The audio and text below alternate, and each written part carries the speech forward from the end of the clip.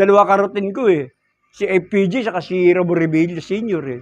Si Ramon Revilla Sr., parang may routine kami, nakapagsuntukan na gano'n. Sabi ko, yuko, hindi yung muko, tinamaan. Tinamaan dito, si Ramon Revilla eh. Ang bagal eh. Ganun eh. Nung ako, gumanti.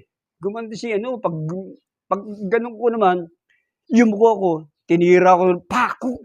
Tinira, gumanti. Sorry. Kumusta kayo mga Dre?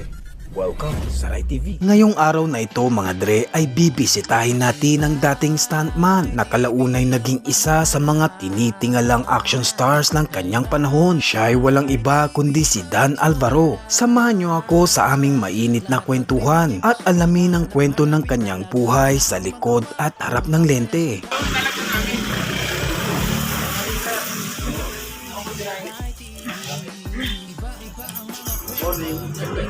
Ako po si Rolando M. Galura. Yan po yung real name ko. Aka Dan Alvaro. Sa pelikula, yan po yung alias ko. Oh. Bago po kayo naging napasok sa movie, sir, ano pong pinagkakabalo? Sino si Dan Alvaro? Dati, marami ko nagtrabaho ako sa sa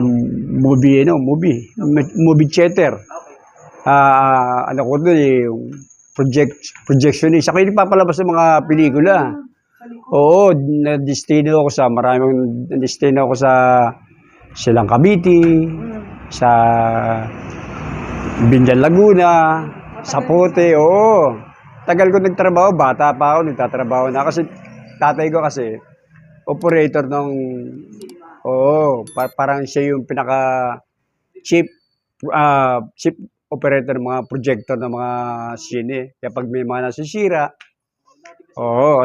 siya yung nagpapalabas sa ABS, sa photo eh.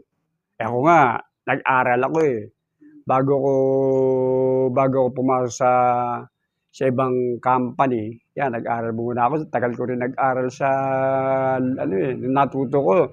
Nagtrabaho ko sa Binyan Laguna eh. Projector. Kaya nahilig din ako sa pelikula. Dahil ako yung mga nagpapalabas eh. Lahat ng mga pelikula, ng mga panahon pa nila Vilma Santos, yung mga uso na mga, ay bata pa ako doon. Hindi pa artista doon. Hindi, siguro mga 2 years ako. Nagtrabaho sa Midtown. Nagtrabaho naman ako sa Goodyear. Yung gawa ng gulong. Malalaking gulong yun eh. Siguro mga 2 years din ako. Habang nagtatrabaho ako dyan sa Goodyear, siyempre mahihilig tayong, noong araw pa, mahilig na ako sa pelikula eh. Pinapanood ko yung mga pelikula ni Fernando po. Yan, sila, mga panahon ni Fernando po, di ba? Marami sila, Vic Vargas, sila Junior Estrella, Just Lapid Sr. Bata pa ako, naglalakad na ako sa Avenida. Nood ako ng mga, Noli, yung mga bupang sini sa Avenida, di ba? Maraming sini yan. Ujo, Roxanne, Universal, yan. Lalakad dyan ng bata pa ako. Mahilig na ako manood dyan eh. Kaya yun ang nakailigan ko talaga. Sabi ko, siguro, nung time na nagtatrabaho ako sa Goodyear, pumasok ako stuntman. Bata pa ako. May nag-recommend sa inyo? Wala, talagang hilig ko. Nag-apply ako mismo. Unang nag-apply ako nung panahon nila Dante Barona, saka Lito Lapid. Si Lito Lapid, stuntman pa lang si Lito Lapid. Pesos Daredevils. Yan, nag-apply ako. Bata pa ako, nag-apply ako eh. Niloloko nga ako ng Dante Barona dahil kasi sa school, ako gymnastic talaga ako. Yung sinishare ko. Kaya dito sa Tondo, natira ako sa Tondo dahil kasi nanay ko sa tatay ko wala eh. Tatay ko sa Bulacan, kung saan nakakarating niya kasi trabaho nga niya eh. Ako naman, dyan sa Tondo, napunta. Kinuha ko ng nanay ko. And then, pagka piyesta, nagpapalabas kami ng mga inagisan kami ng pera kasi kung tawagin kami, Pamilya Sirkulo, Acrobat, papapalabas kami ko, yun. And then, yung mga nag-start yun. And then, nung na ako, yun na, naisipan ko siguro, nag-apply ako ng stuntman. Yun na, pumunta ako sa Iran. Ang gym pa nila doon sa Iran eh. Nag-apply ako, bata pa ako. Siguro, 12, gano'n, 13, parang ayaw pa akong tanggapin eh. Oo, ayaw akong tanggapin ni Dante Barona eh, kasi bata pa raw ako eh, pero marunong ako mag-tumbling. Kasi sabi ko, balik ka, pag ano. Eh siguro time na matagal na nakalipas na yung panahon. Doon, nag-apply na ako talaga, medyo may edad na ako, medyo ano na ako, siguro mga 17 na yata ako noon, 17. Nag-apply na ako nabago yung gym, napunta sa MH Del Pilar. Doon sa May Malate. Doon, nag-aaral ako, nag-apply ako, kan tumanggap sa akin yung tatay nila, yung dating character actor na si Rick Bustamante. O, yun ang mga character actor nung araw, sikat na character actor yun. Tapos si Ellie Nakpil, yan, yung mga panood may hawak naman. Kasi sikat nung araw, sikat lahat yung stuntman, yung SOS Daredevils. Kinukuha ni APJ yan eh. Sa mga kasabay niya si Eddie Torrente, yung TNT stuntman. Magkakasama yan, nagkahiwalay lang yung mga yan eh. Oo. Oo, pero isa lang ang pinanggalingan nila. Yung SOS Daredevils lang. Oo.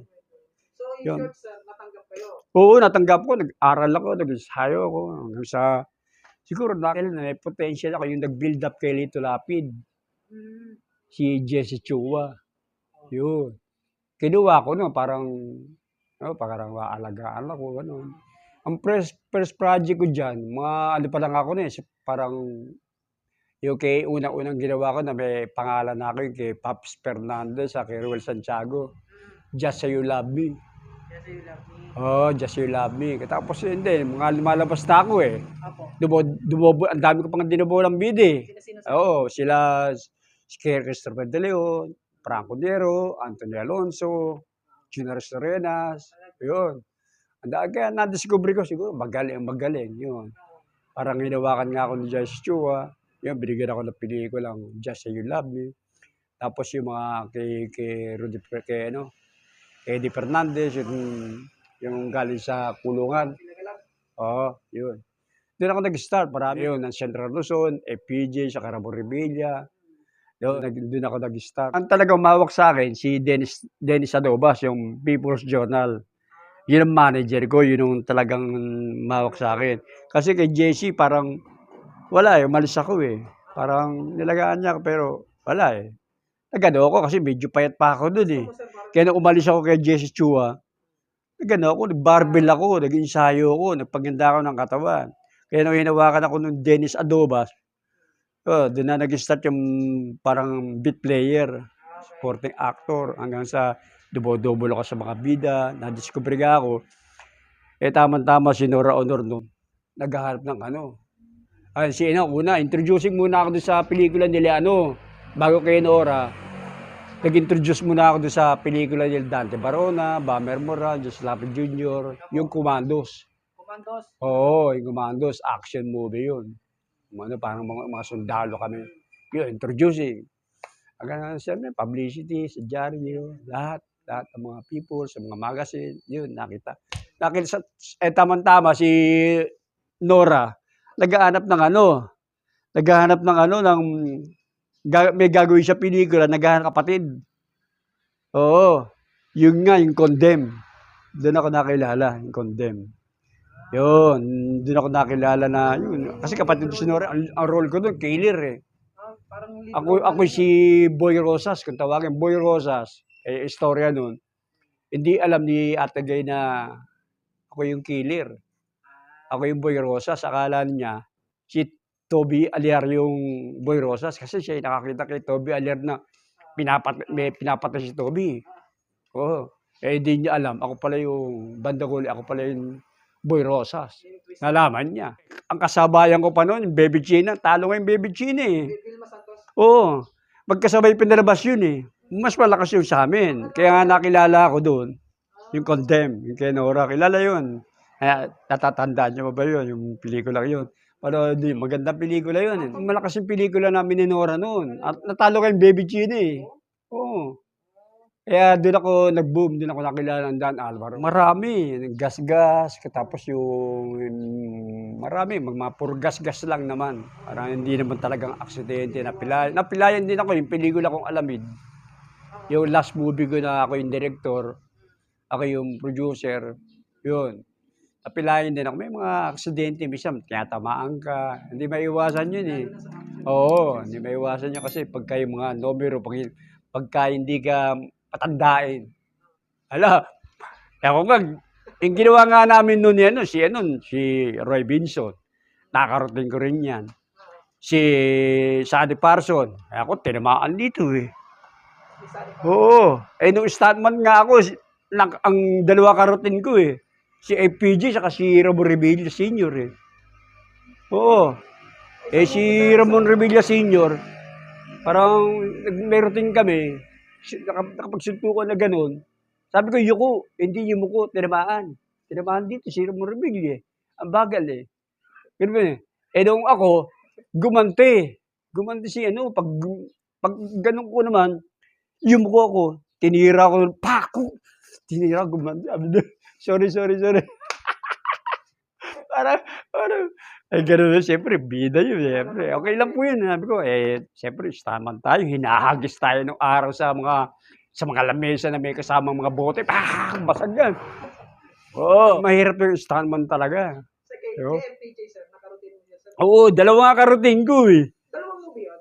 Hindi, sa movie lang, magkasama silang dalawa. Leo ng Central Luzon. Magkatambal si Ramon Revilla Sr. sa si FPJ. Sutukan kami ni routine kami ni FPJ. Kasi sinagis naman ako kay Ramon Revilla. Kaya mahirap mahirap yung stuntman eh. Pero malalaking artista yun. Oo, malalaki artista. Siyempre. Bait naman sila eh. Siyempre, bait naman okay naman sa mga lalo na si FPJ. Diba si FPJ talaga hari ng action talaga yan. Oo, sayang nga lang, di ba? Kung hindi namatay si FPJ, talagang yung movie industry natin talagang laging gumagawa yan. Gumagawa yan para mabigyan nila yung mga FPJ boys, mabigyan din niya ng mga trabaho, hindi lang mga FPJ boys, pati yung mga taongan talaga. Di ba? Oo. Kaya yun ang sayang. Sayang din si FPJ, pero, di ba? Kaya siyempre, pelikula natin, hindi naman ganun lalo ngayon. Di ba? Mahirap na pelikula natin. Bihira dahil bumaksak ka sa marami kasing una-una. Yung mga pirated, din sa mga yun eh. Sila rin kasi mga pirated, nauso yung mga kopya-kopya. Tapos, and then, nagmahal din yung mga materyales. Hindi katulad ng araw, nung mura. Ngayon, pagkagawa ka ng pelikula, milyon eh. Milyon, oo. Paggawa, milyon. Tapos kokopyahin lang, papirated lang, wala na. Kaya bumagsak. Tapos yung mga sinin natin sa, wala na. Napunta na lahat sa mall. Parang nagkaroon ng monopolize na yung di ba? Doon na lahat. Magkano sine? Pagka manonood ka ngayon. Oo, di ba? Ngayon manonood ka, 300. Nung araw, pagka manonood ka, magkano lang? Walking ka lang, makikita mo, sine, manonood nga ako. Di ba? Magkano lang yung sine. Ngayon, magkano na? Oo, di ba? Ang dami. Audio, Roxanne, Universal. Dami sine. Ngayon, wala na eh. Sino-sino pa mga nakatrabaho niyo, sir? Bukod kay Ramon Revilla Sr. Taka kay... Marami. Nagbida ko, marami sila. Rene Imperial. Yan, si Rudy Fernandez. Katrabaho yun, stuntman pa lang ako. Marami. Sila Gabby Concepcion. Naglilabambos ako eh. Kada ko, Gabby Concepcion. Kasabayan ko rin niya, sila Gabby. Yung ginawa namin, Abigail. Tapos si Edgar Mandy, yung Tuason. Yun, yung Kapitang Bidlat, yung bagong kapitang sa Premier Production. Dami ko nalabasan. Nakatrabaho mo rin pala sa Oo. Daboy. Kumusta si Daboy, sir? Oo, wala. Nagkaroon nagkasakit si Daboy. Hindi natin, kasi hindi natin alam. Mahilig daw kasi si Daboy sa mga pagkain na iyaw-iyaw, saka yung mga corned beef na hindi naluluto. Mga ganun daw. Yun, sabi nila. Oo. Kaya ganun, oo. Kaya ganun nangyari. Pero sayang din si Daboy, sayang din nyo. Kung kung buhay pa yun, gagawa rin ng pelikula yun eh. Puproduce din ng pelikula yun eh. Kung nagpo-produce ka, Chibong Revilla. Chibong Revilla, nagpo-produce din sarili kasi may pera yan. Kung ako lang may pera, nagpo-produce. Kasi nag-produce na rin ako yung Alamid. Kaya may kasosyo ko, kayo yung director, ako yung bida. Oo, hindi, ako yung director. Tapos yung kasosyo ko, yung dalawa kaming producer. So, yun ang yun ang last ko. Oo, yung alamid na ako ang director. Kasi may plano rin talaga ako gusto ko mag-direct. Kasi gusto ko mag-direct. May gagawin sana ako yung mga anghel na palaboy. Kaso walang budget yung ano eh. Ayoko naman gagawa ko ng pelikula, kukunti lang yung budget. Titigil din, sayang lang. Bitin lang, no? Di ba? Ayoko gumawa ng gano'n kasi maraming director na gagawa ng pelikula tapos titigil din. Wala akong budget. Kailangan pagka gumawa ka ng pelikula, yung talagang naka-breakdown talaga yung mga budget po kung magkano. Ano na po ba kayo sa movie industry? Matagal na, siguro nasa 40 na yata, mga gano'n. Siguro mga gano'n, mga gano'n. Tagal na rin, no? O, tagal na rin, mga 30, mga gano'n. Kasi nag-start ako, simula start month ako eh. Hanggang sa extra, bit player, supporting, gano'n eh. Bida parang second lead. Anthony Alonso, second lead ako ni Anthony, kasama namin si Roy Vinson. Oo, sa movie, mga ginagawa niyo noon na hindi na... Oo, katulad ng mga ginagawa kong magagandang movie, yung full movie talaga. Di ba? Ngayon kasi gagawa ka. Wala ko naman, hindi ka na pwede. Siguro kung may pera ako, pwede ako mag-produce sa sarili kong pelikula. Di ba? Ngayon, hindi, pwede kukunin ka lang, guesting. Minsan, may ginagawa ko, ako nga bida, pero parang short film lang yun. Mga indie films lang. Hindi ko magagawa yung gusto ko. May mga magaganda akong istorya na gusto kong gawin, Pero kung sakali, pero hindi ko magawa. kung may offer, halimbawa, talagang ano pa, go. Oo, halimbawa, meron akong financier o pwedeng gawa ko ng mga magagandang movie talaga na gusto ko. Sir, ano nun eh, gaya ng nabanggit niyo, sir, ang dami ng project niyo, sikat na sikat kayo nun, sir. Oo. Ano yung masasabi, pagmamalaki niyo na naipundar niyo nun, sir? Pwede niyo i-share sa amin kung meron Marami, nakapundad na kahit papaano, sasakyan, ganyan. Siyempre, pagka wala kang pelikula, naipon mo. Pag wala kang nakapundar ako, nakaipon. Kaya lang, yung time na biglang humina yung pelikula, siyempre, ano gagamitin mo? Nagtayo rin ako ng negosyo. Nagtayo ko ng Chinese food. Pero siyempre, umuo pa lang ako. Talo. Talo sa tao, talo sa upa. Yun, di ba? Ganun. So, dahan-dahan. Oo, dahan-dahan. Ito ko, may sari-sari store ako dyan. Naglagay ako dyan. Naayos ko ay tindahan. Marami akong negosyo pinasukan din, pero wala eh. Talagang swerte din sa panahon kasi natin. Di ba? Kaya kaya tiyagaan lang talaga. Siyempre, Panginoon, dadinasal ka sa Panginoon. Para hindi ka pa abaya kahit pagpapano perong taong mga tumutulong siyo. Katulad nung time na nawalan ako ng umina yung pelikula ako, nagtatrabaho kay Daniel. Pero lumalabas pa rin ako noon. No? Nagtatrabaho kay Daniel Fernando. Pag may shooting ako, nagpapalam ako. Kaya nakakarakit-rakit pa rin ako pa kahit paano. Baring bodyguard din. Tsaka kaibigan niyo. Oo, kaibigan ko yan. Siyempre, marami na kami pinagsamahan niya. Marami kami ginawang pelikula rin. May ginawa kami pelikula niyan sa JW7. Kaya nabubuhay pa si Ate Lods. Yung Matong Buhay, magkapatid kami ron. Ate Luz. Oo. Series yun, matagal yun, isang taong pinalabas yun. Yun. Yung mga magagawin ngayon, wala nang series ngayon eh. Saan ba siya dati na? Ngayon, gagawa na lang, mga ilang buwan na lang, 3 buwan. Inabot lang na matagal, kay Coco Martin eh. Itong taon.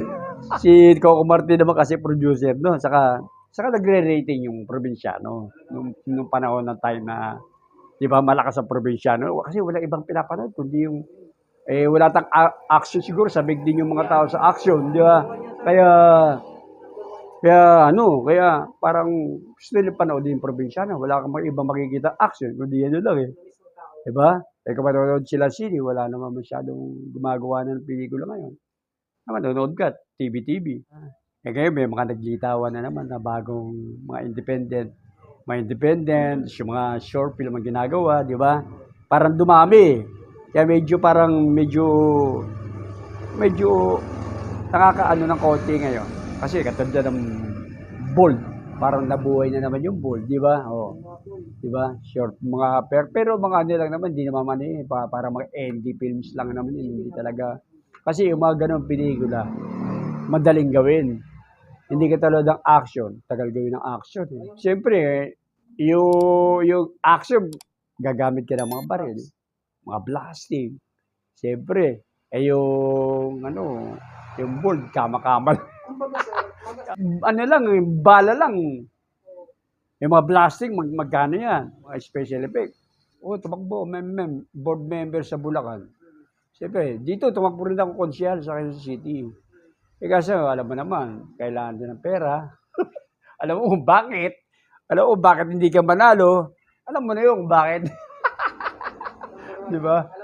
Alam ng tao yun. Sa atin naman, hangarin natin yung makatulong lang tayo, di ba? Yun ang purpose natin dun makatulong. anong pinagkakabalan nyo ngayon, sir? Ayan, yung tindahan. Saka yung may ginagawa nga ako yung short film ngayon. Lumalabas-labas Yun nga, Martir, saka yung Eagle of the East. Kaya ginagawa ko yan, siguro mga 4 na araw lang ako doon. Ito, guesting lang ako sa araw lang. Sayang din, di ba? Kahit pa paano, may blessing, may biyaya pa kahit pa paano, di ba? Kaysa ano ka lang. Yun. May plano pa rin ako, makakuha tayo ng talagang, pero mag-i-invest. Gusto kong gumawa ng pelikula rin na indie films, yung mga short film na ako magdedirect. Yun. Ngayon, na ako senior na rin ako, kaya lang, 1960 kasi ako. Kaya, siyempre, naging ensayo pa rin kasi ako ngayon. Kailangan natin mag-exercise. Hindi importante kasi karamihan ngayon, di ba? Pag wala exercise, wala, madadali yung buhay natin. Kaya kailangan natin talaga sa ating katawan, yung health talaga, ang aalagaan natin. Siyempre, yan ang importante sa lahat.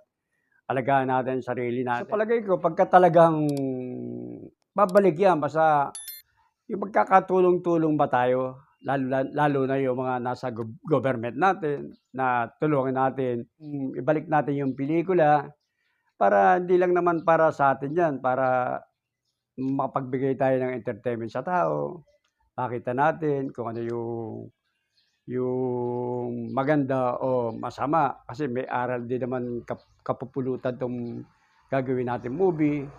Sana po, siguro po, magtutuloy-tuloy na po yan, lalo ngayon. Marami na po mga independent, Viva Max, nandiyan na po, IQ, Cinemalaya, yan. Kahit pa paano, marami pa tayong fans Oo. Kaya nga yung mga fans ko na talagang tumatangkilik pa rin sa akin na gusto pa rin nila ako makita. Sana po abangan nyo rin po yung mga ginagawa kong pelikula ngayon. Meron akong ginagawang Eagle of the East, Martir. Abangan nyo po yan. Maiksi pero maganda, may aral naman kapupulutan. Kaya yung mga fans ko dyan, meron pang umahanga sa akin, supportahan niyo po si Dan Alvaro. Maraming salamat doon sa mga naghahanap na mga taghanga ko dyan. Wag po kayo mag-alala. Nandito lang po si Dan Alvaro para gagawa pa rin tayo ng pelikula. Abangan niyo po. Hanggang ngayon, meron pa akong ginagawa. Kaya magkikita-kita pa rin tayo. Kaya salamat sa mga taghanga ko na andyan pa rin.